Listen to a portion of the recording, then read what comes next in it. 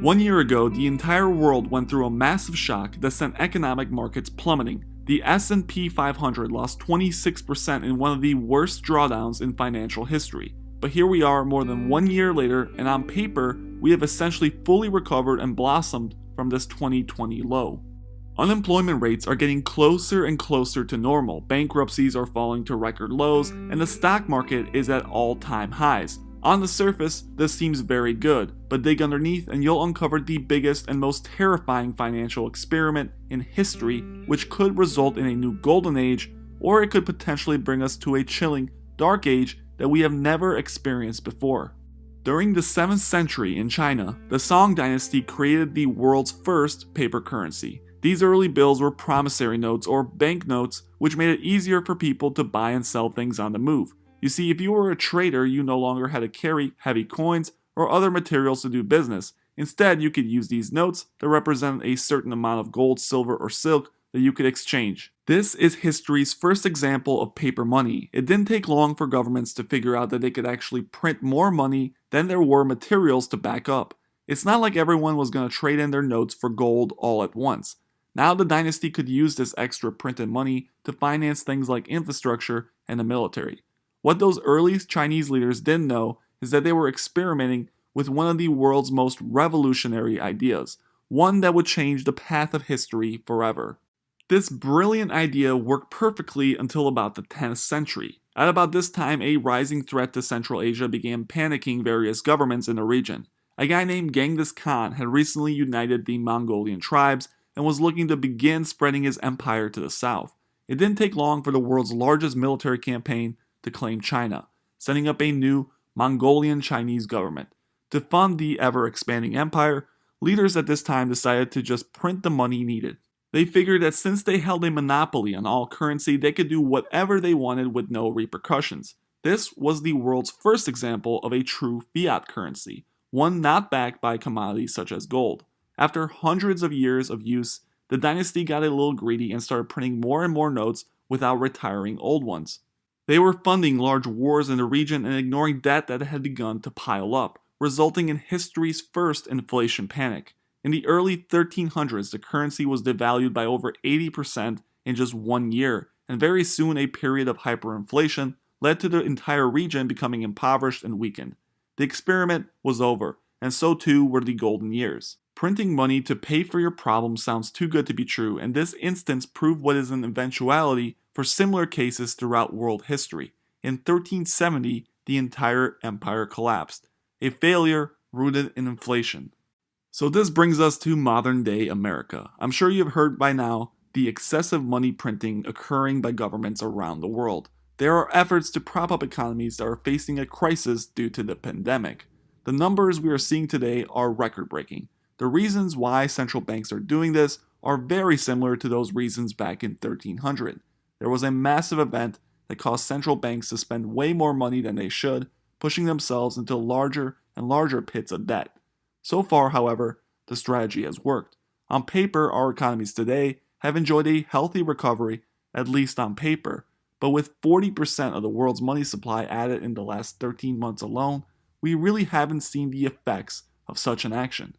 This all leads us to something professors call modern monetary theory. In this video, I'm going to simplify this a lot. You can take 4 years of classes about this subject and still not fully understand. But essentially, it boils down to this idea that if you as a country can hold a monopoly over your currency, then you are free to print as much money as you need to avoid an economic collapse.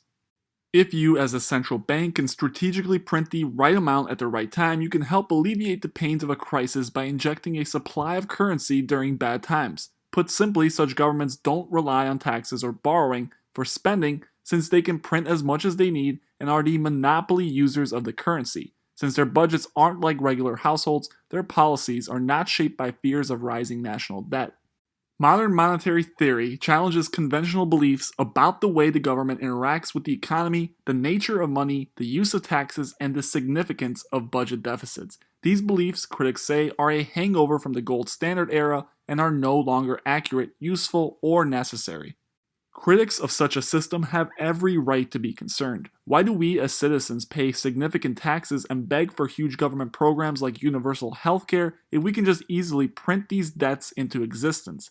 There's nothing to prevent the federal government from creating as much money as it wants and paying it to somebody.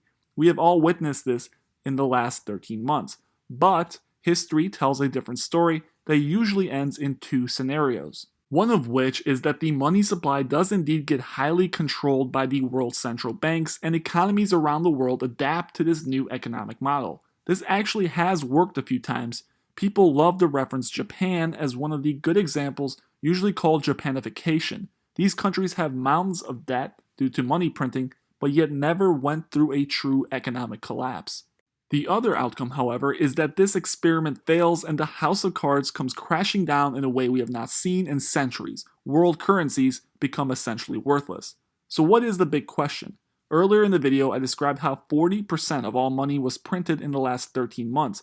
But despite this, according to the US Federal Reserve, inflation only increased to 1.7%, a staggering figure that points to the impossible. So what is going on? Well, if we look at history, we can see that inflation usually peaks when we have full employment and things are chugging along at peak capacity. Due to the nature of this pandemic, the world is still far from this point, with many places still experiencing significant lockdowns. But arguably, the biggest and most concerning reason is this, something that experts like to call the economic waterfall. If we take a look back at time, every single previous economic crisis took years to unfold. Right now, many, including Dr. Michael Berry, are comparing the United States to 1920 Germany. There are many, including him, that have been saying that the United States is on the brink of a significant inflation crisis. But if we take a look what usually occurs in a crisis like the one he's predicting, we can see that one of the very first things that gets inflated is the stock market itself. This rapid rise in financial instruments brings with it a period of bubble-like activity where many seem to earn overnight fortunes playing in these markets.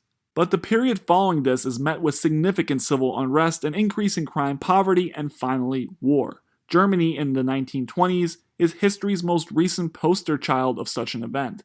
Following World War I, Germany had significant debts to pay out, and began issuing currency to pay for these bills. Despite these significant printing, Germans really didn't feel their currency devalue in the first few years of this massive experiment. In fact, many found themselves carrying extra cash, and instead of spending it, they began speculating in the rapidly rising markets.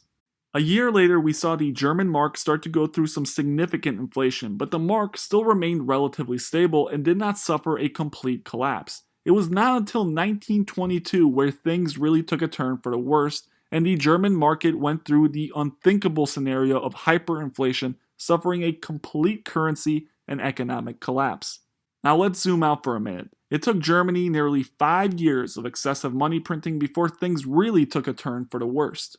Now, I'm not suggesting that the United States will go through the same exact scenario, but we would be stupid not to question the reality of the situation occurring right now. We as citizens already pay significant taxes and beg for programs to help alleviate significant social and economic problems faced by millions of citizens. If modern economic theory works, then we need to rethink the way we look at the economy as a whole. Even Warren Buffett agrees that as long as our debts are owned in our own currency, we will never default, and on top of this, we will never really repay the national debt either. Just take a listen at this historic clip. Given the unprecedented time of the economy and the debt level, could there be any risks and consequences of the U.S. government defaulting on its bonds? No. If you print bonds in your own currency, what happens to the currency is it can be a question, but you don't default.